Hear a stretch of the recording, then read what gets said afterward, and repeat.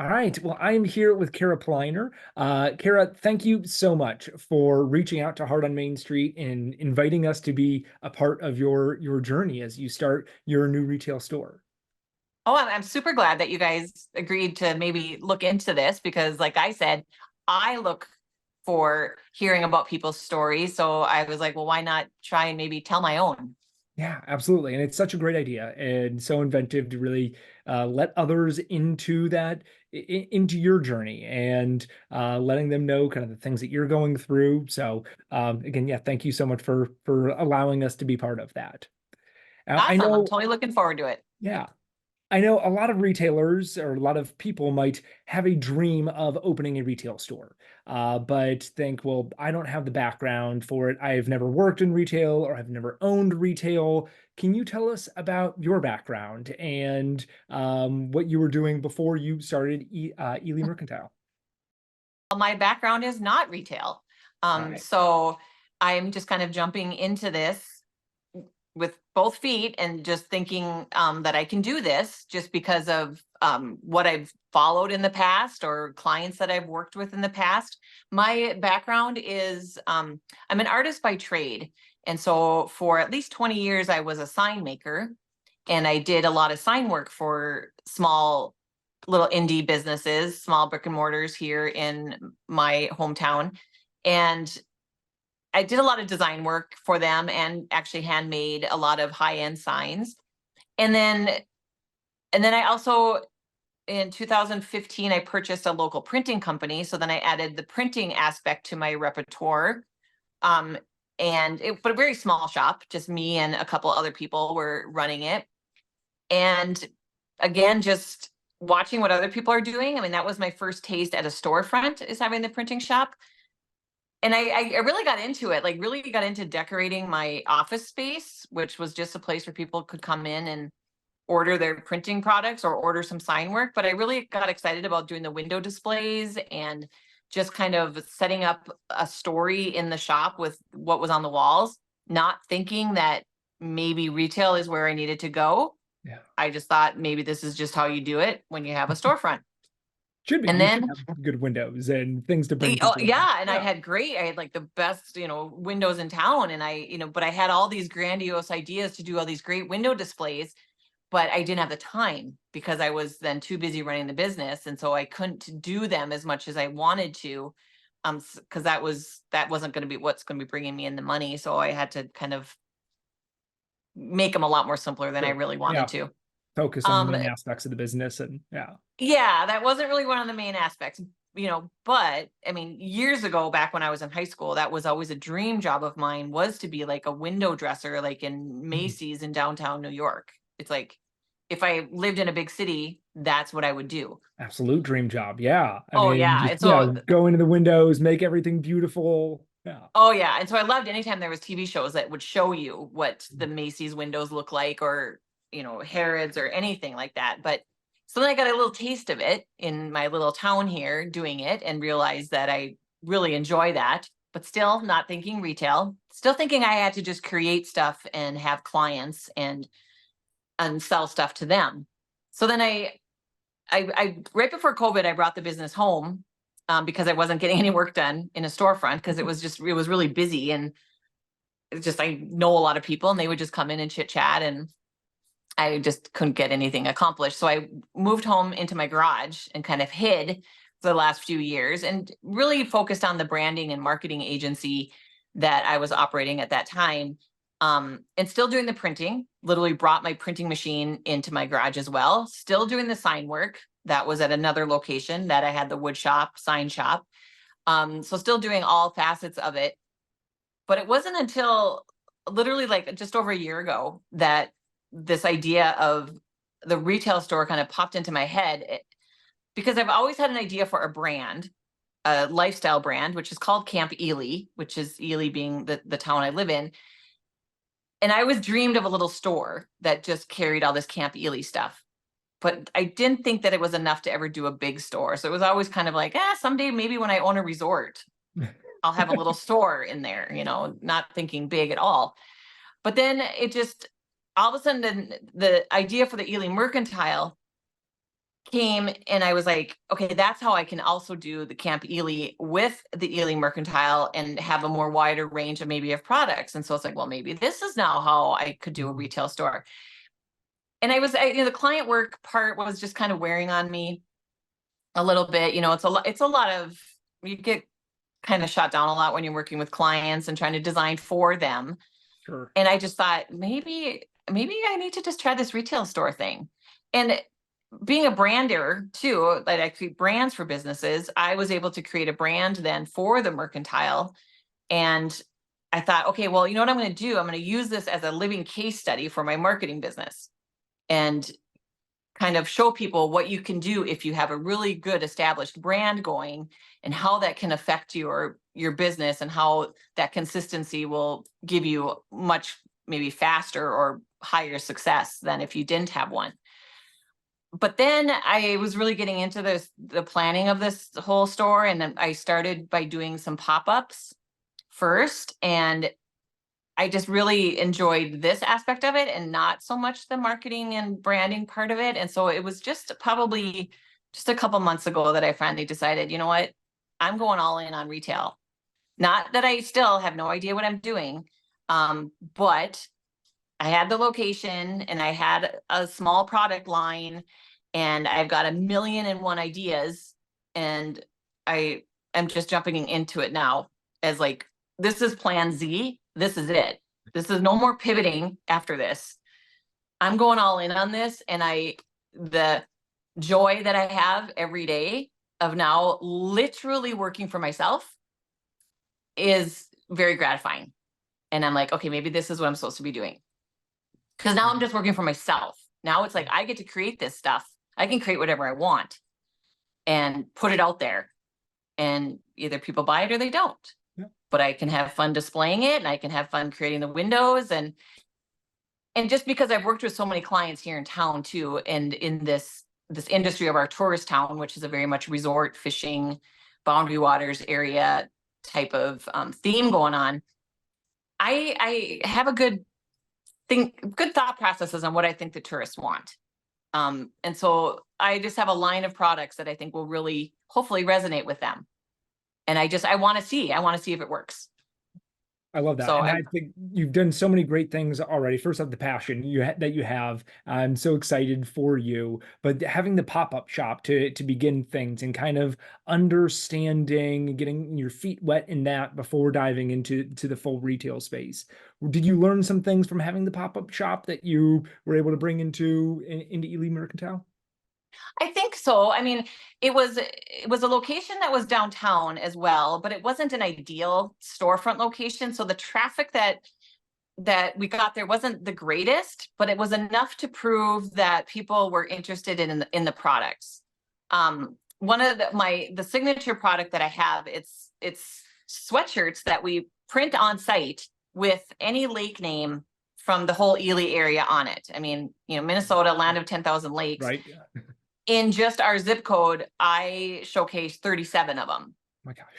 And so I have 37 lake names that we can print on a sweatshirt while you wait. And because there's a lot of lakes, little lakes that people live on that don't get the credibility as maybe some of the higher touristy lakes. And I felt bad for them. So I wanted to give everybody the opportunity to wear their lake because people are so proud of the lake that they live on. And so that was kind of the signature product that was focused on the most. And it resonated really well with people. And they were just like, oh my gosh, you're going to be so busy. And, families would come in and buy them for all their family members.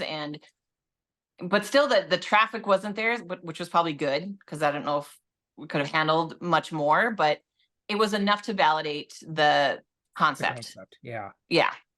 And so testing it, I think is a key figure too, to just even see if people even think it's cool or not. Yeah.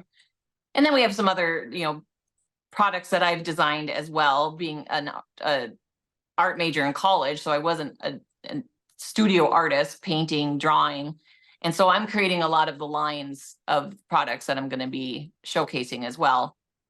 And a lot of it is focused on Ely itself, what I think the tourists want. We have for some reason, very famous water tower.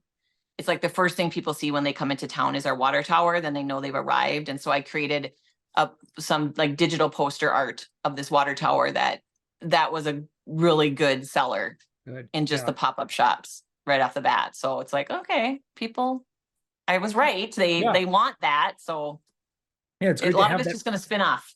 to be able to get that proof of concept and say, and be able to understand, okay, these things are working for me. And all right, if I took that into a larger scale, I know that there is a desire and a want for these products. Yeah, and that was it was just a few products, but I mean, I Yeah. have a whole like, catalog of products that are, either in the works or on my brain that eventually are going to get implemented into here. So it wasn't for lack of ideas. Yeah. It's just, okay, now how do I get them all here? Yeah. How do I do the funding? How do I find the space? How do Source I for pay for them it all? for, you're right, right. So I think that'll be some of the things that we talk about in your journey as you're going through. And where are you looking for the sourcing, for the funding to be able Mhm. to find and get these products that kind of get this dream out into reality. So Right. With yeah, nothing really, it's not like I have a huge nest egg that I'm yeah, tapping from either. I mean, this is starting from the bottom. So this is, hopefully going to help somebody else to realize that it's not like you have to have a huge pot of gold already to get something started. You can bootstrap this yeah. and get it going. I think that is so helpful for others that, yeah, might be thinking, I want to do this, but yeah, I don't necessarily have yeah, I'm not sitting on millions of dollars where I can just go and explore and play with. Right. But yeah, being able to bootstrap it together. The sign that's behind you, did you design that?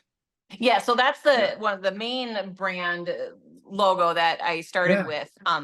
So everything has a vintage retro feel because what I'm doing is celebrating Ely from like the 50s and 60s and 70s, Yeah. which is when Ely was in its real big heyday of resort time. And it was around that time that the Boundary Waters canoe area was founded. If Mm. some of your listeners have heard of that, um, that is when some of the resorts got they had to close because a lot of the lake areas in the northern part of Minnesota then got restricted to just canoe access only. Oh, And so a interesting. lot of the Okay. resorts had to close or relocate.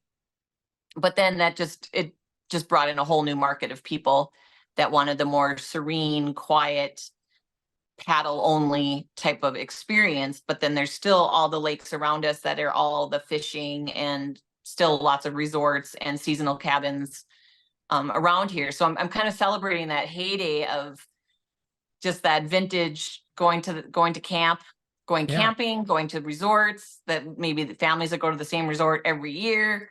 Um, that's the kind of feel. So this badge has that vibe of the vintage Absolutely. feel. Yeah. And so that was what started it. I love that. I mean, it does, as you're talking about that, you can definitely picture just this, yeah, the serene lake and canoeing and families coming to the lake and just the whole atmosphere around that and Mhm. creating a lifestyle brand that represents it that's amazing. I love that concept. Yeah. Thank Yeah. you. Yeah. So Ely, tell me a little about Ely. You've kind of a little bit already of it being tourist town and kind of the atmosphere around it. But where are you in Minnesota? What are your peak times of the year there for the tourist season? So we are in northeastern Minnesota. We are 15 miles from the Canadian border, Okay. but you can't get there by road. It's only by lake. So as the crow flies, they say, it's 15 miles to Canada.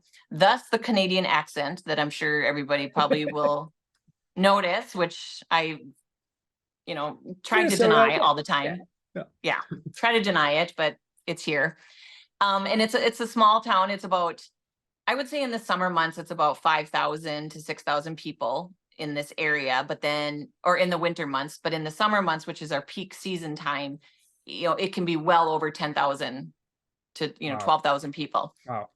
with all the tourists and the people going into the Boundary Waters that come here. Yeah. So the summer season is definitely our busiest time, but winter's coming up fast.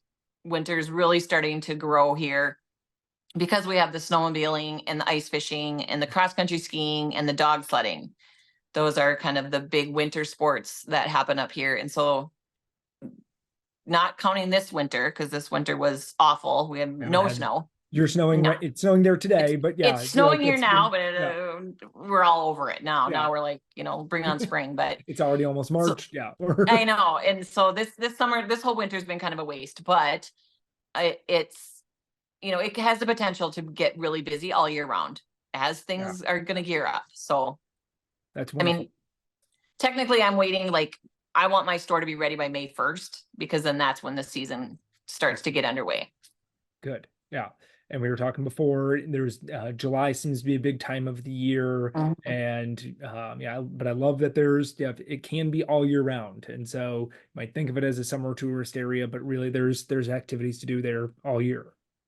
Well, and as I started this as a case study, it was kind of like to prove the fact that you don't have to live in this feast or famine and just Mm, be, have your summer be crazy and then live poor hand to mouth in the winter.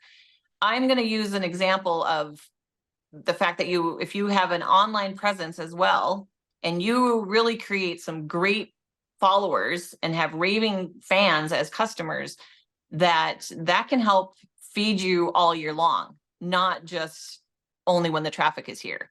And yeah. that's why, I mean, I opened my now permanent location in November, which people don't do that here. People don't open a business, in the middle of winter. But I kind of wanted to, I'm using it to hopefully prove a point as I go forward. Good. Yeah. I love bucking the trend there within the town Totally. and showing that you don't have to do it this way. And yeah, creating those advocates for your business, creating those people that will want to buy all year round and will want, yeah, getting the online presence. Yeah, it's amazing. Yeah. So that's what I mean. I'm still working on the website and stuff, but that's coming soon before the season opens as well. Great. Great. So, what prep work have you done or did you do again ahead of getting into the retail space? And how did you find your retail space?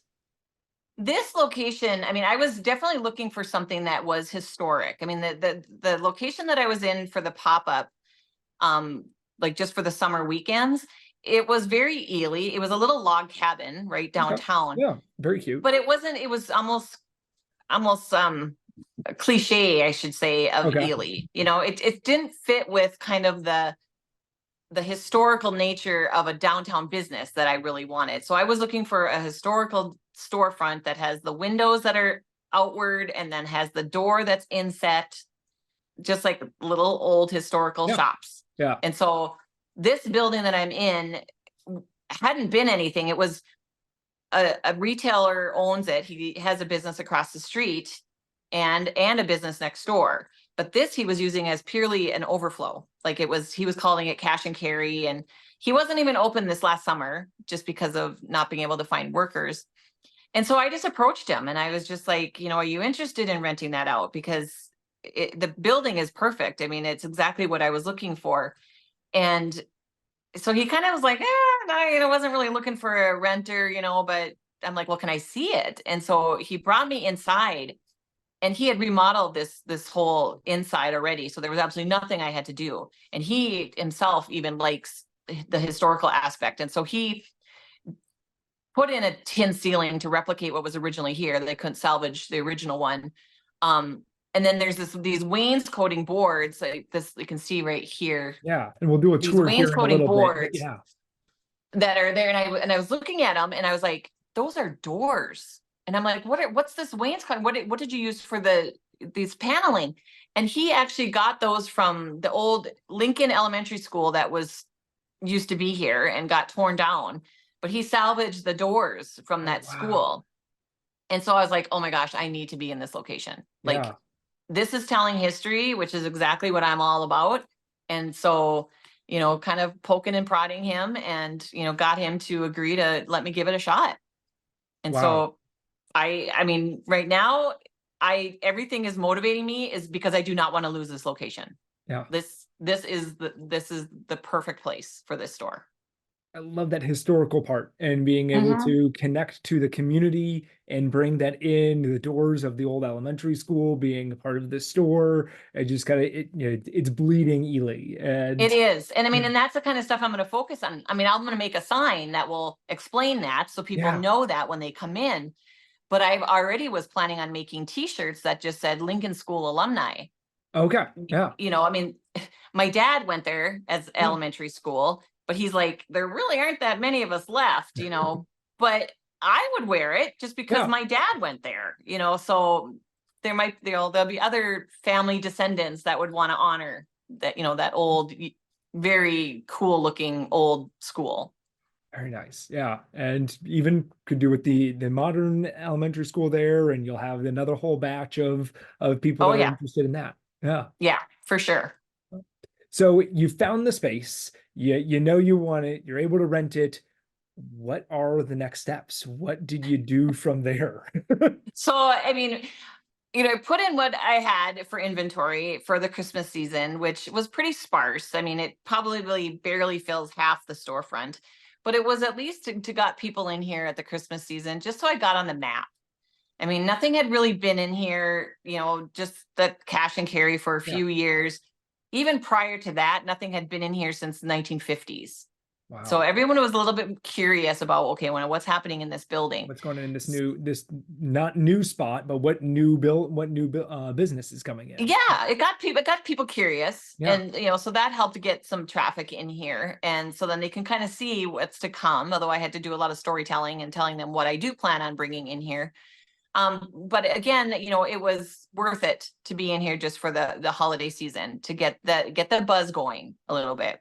Yeah. And so then once Christmas ends, well, then it just like dies. I mean, then it's just like really dead, which is fine because I have so much prep to do. Right. I mean, I want to build out the store. There's, fixtures that I need to, either adapt or acquire that need to help me tell the story. I mean, I have a vision for what I want this to do. So it gives me that time to not have the pressure of, oh my gosh, in 2 weeks, I got to be ready and opening right away, which might be a unique scenario for some people.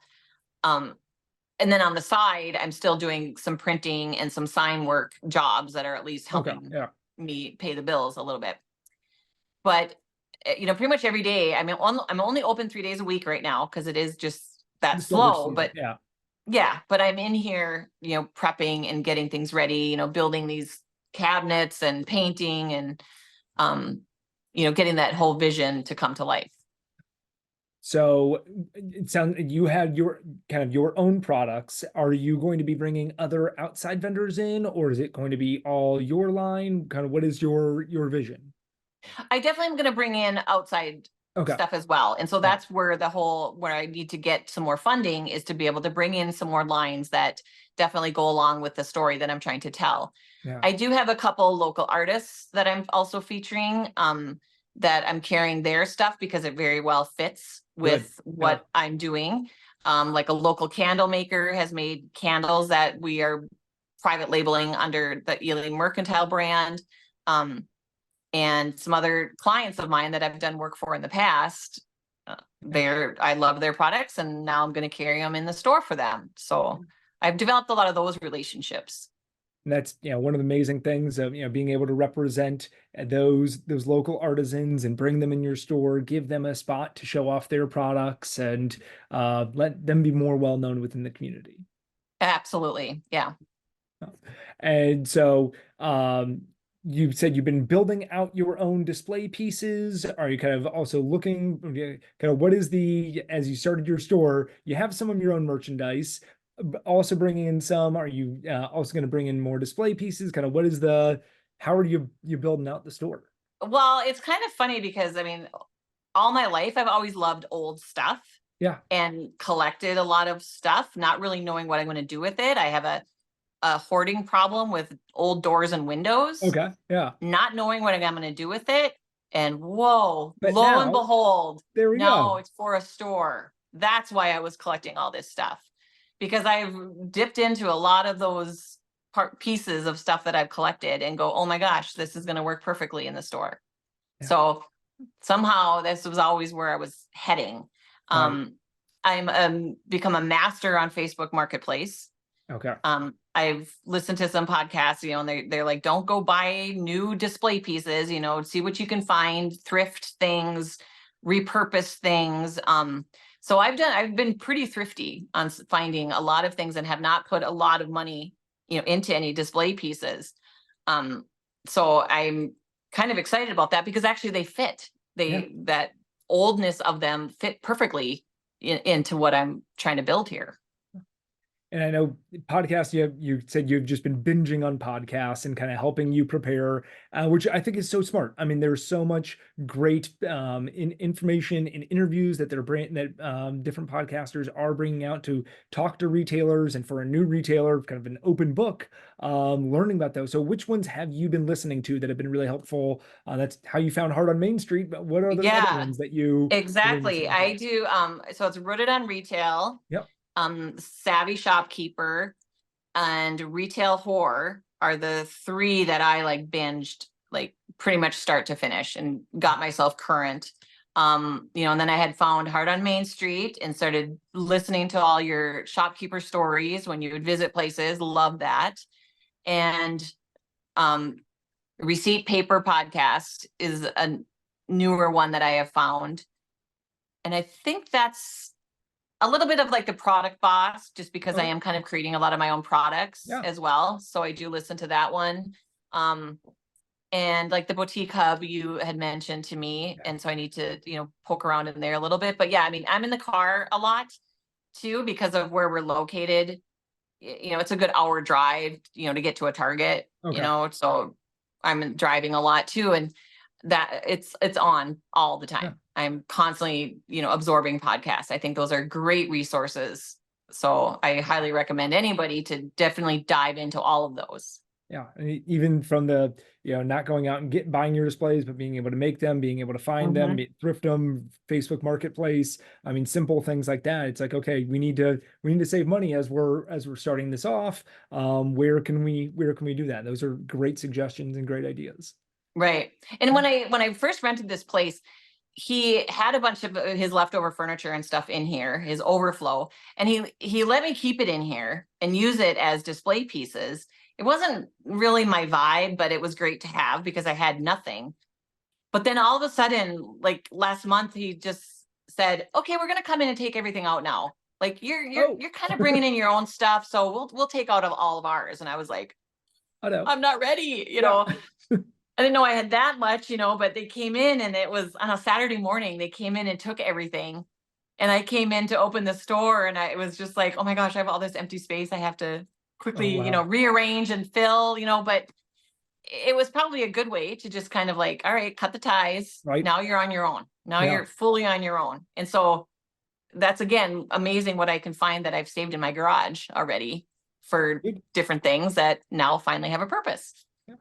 That's awesome. Can you give us a tour? I'd love to see the store and the space that you're in. Okay, so I will see if I can flip this. Here we go.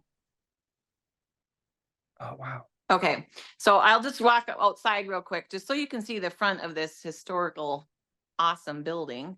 Oh, and the inset door and the windows. I love it. Wood door besides even. Okay, so this is the storefront.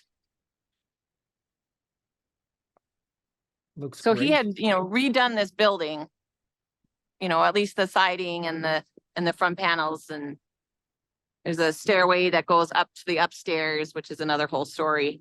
So that we're right on a corner, right at a four-way stop, that right in the hub of everything that happens down here in Ely.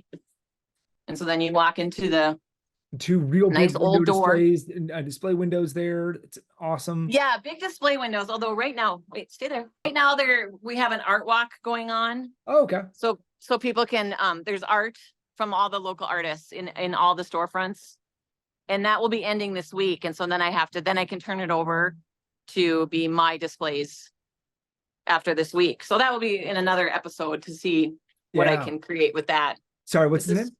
His name is Arrow. Arrow. So in Ely, we have a very high population of dogs. Okay. And so most stores have their dogs in the store with them. So good. He's with me all the time. Store dog. Yes. Yep. Total shop dog. So here's what I have so far. As you walk in, it's kind of a little center display. I'll go to the right like most people do. Yep. Um, this is a little thing in the works. These are some old lockers. My daughter, I have two daughters, high school, they play volleyball, and we've gone to state now the last 2 years, and I create all the spirit wear Okay. for Yeah. the team, and I'm going to be selling a lot of the spirit wear here in the store as well, because Great. our colors are red and black. So this is going to turn into a whole spirit wear division. Oh, it'd be great for the community to be able to come in and get local, yeah, the local team's clothing and be able to Absolutely. support them. Oh, that's great. Yeah, because there's no place that you can buy that stuff. Yeah. So I'm filling a need. This is a local artist stuff that I'm carrying exclusively. I've followed him for years, and I got him to agree to carry his stuff in my store only. Okay. He was in some other stores, but I don't think they did him justice. And it really fits with my vintage vibe. And so Absolutely. Yeah. he agreed to pull it out of every other store, and we're gonna Have a carry it nice just in display there. here. Yeah. Oh yeah, these are some of the doors I that was I gonna was say, are hoarding. those some of the doors? Mhm. Okay. Yep. Some of the doors that I was hoarding, and I was just able to screw them together with some stands I had. This is, now you'll see a lot of these shelves are a local business, toy store business just went out of business. And Okay. so they were selling all their display stuff. And so I went and bought 1, 2, 3, 4, 5, 6, like 10 bookshelves, like Wow. 10 of these display pieces, and I've just repainted them.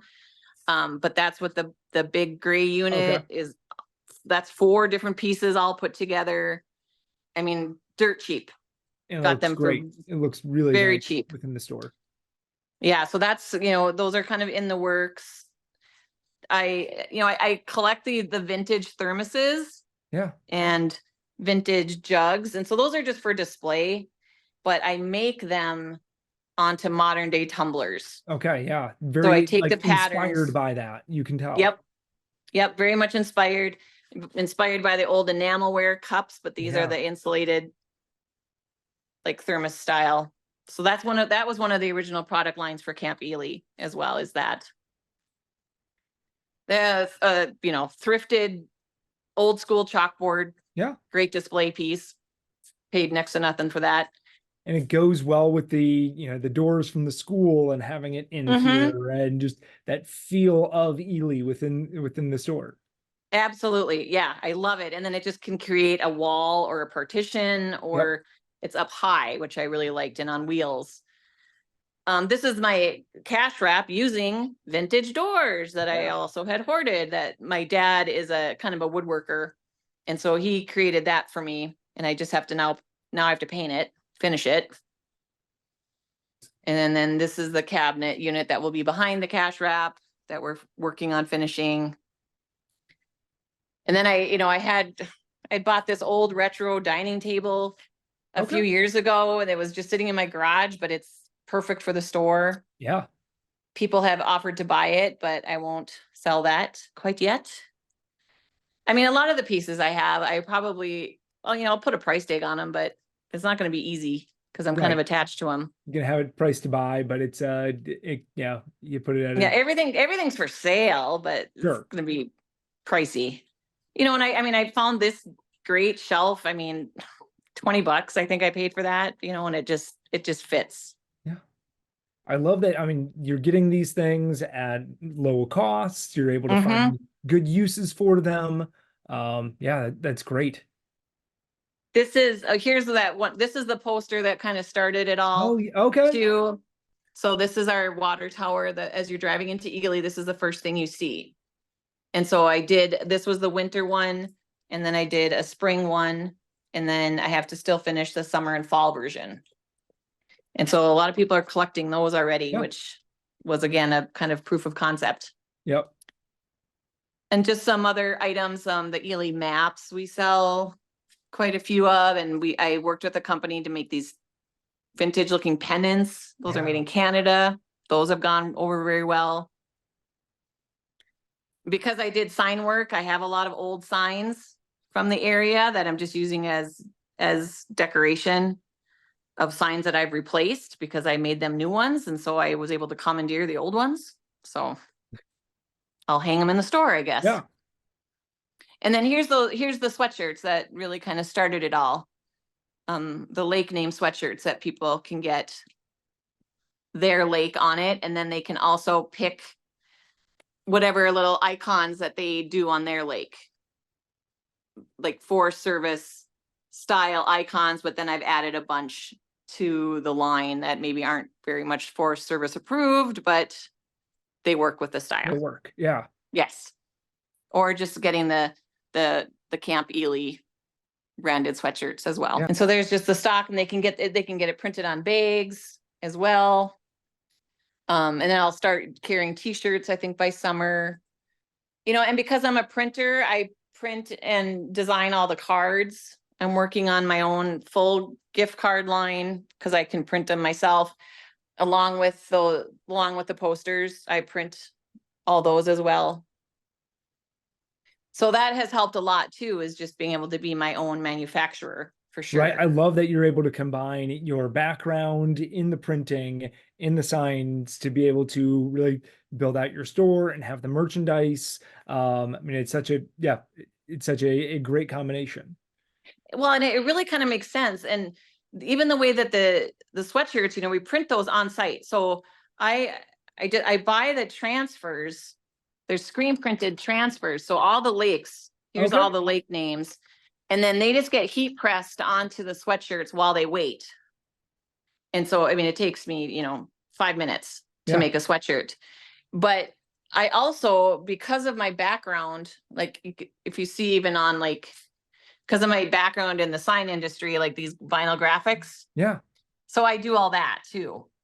So you can either buy it with a transfer that I have made, or I can show you, or I can custom make any pennant, technically out of this, it's vinyl, but it's heat pressed, Okay. onto these pennants as well. Good. So Yeah. I just made these ones all the other day. Keeps your inventory down in really having to have the pennant or the sweatshirts, and then you don't have to have 50 on stock of each lake. You can print them as to order. That's Exactly. great. And that's what was intimidating to me, is I don't know how many smalls or how many mediums or how many Exactly. larges I'm going to have. And so it was when I was at a volleyball tournament with my daughters that I think it was even the sweatshirt I have on, they were the ones that showed me how to do this. Is we just picked a size and we told them what we wanted, and they heat pressed it right in front of me. And I'm like, oh my gosh, I did not know you could do that so easy. Yeah. And it looks and feels literally screen printed. And so that's how the whole wheels started turning. And I'm like, okay, I can do this with these lakes. And now I don't have to have the inventory, and it can stock sweatshirts. And if it doesn't work, I just return the sweatshirts. And Right. so Yeah. it was kind of foolproof. Or you have this, I mean, eventually they'll sell through. So you're going to have them until, yeah. You Yeah. don't have to So and pick which lake is so the far most it's popular. working. It's, I think has definitely let me not have to have a huge amount of inventory, as far as assembled pieces. I have blank sweatshirts and I have the transfers ready, but still I'm not invested in, finished product. Right. Yeah. That's amazing. I'm so excited for you and to learn about your journey and to follow along as you build out your store and as you get ready for May. And I'm sure you will explode during the summertime and being able to see all of the great things that are going on during this year.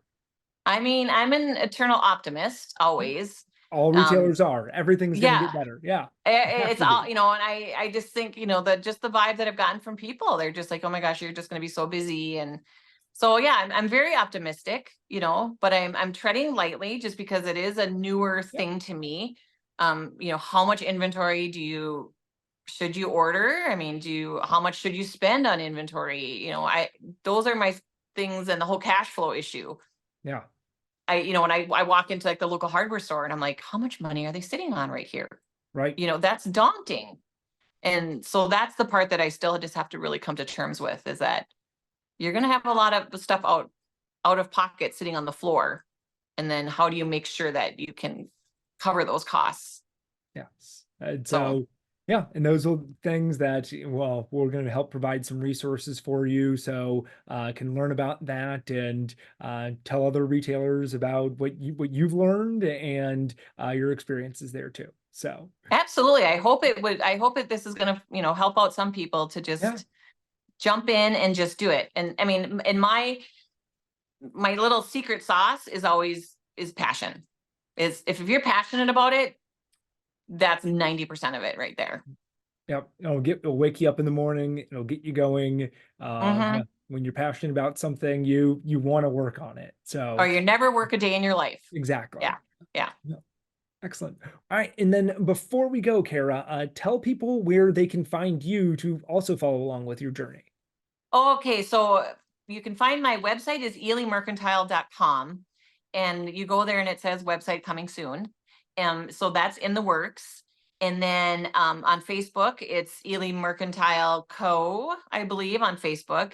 And Instagram is the Ely Merc. Calling the business the Merc is kind of the acronym that I've established, because if you're an Ely, everyone's going to come up with an acronym for you. So I tried to Yeah, like set my own make it your prior, own. Yeah, as make it my opposed own. to So definitely EMC go or by the something. Yeah, Merc. yeah, Definitely the go by the Merc. Merc a lot. And so, yeah, the social media presence will be starting up real soon. All right. And then Ely is ELY. So if you're not watching this, you're listening to it. Ely, ELY. So Ely Mercantile. Perfect. Yes. Well, thank you so much for letting us in. And again, I cannot wait to continue this journey with you. Awesome. Thank you so much. Yeah, thank you.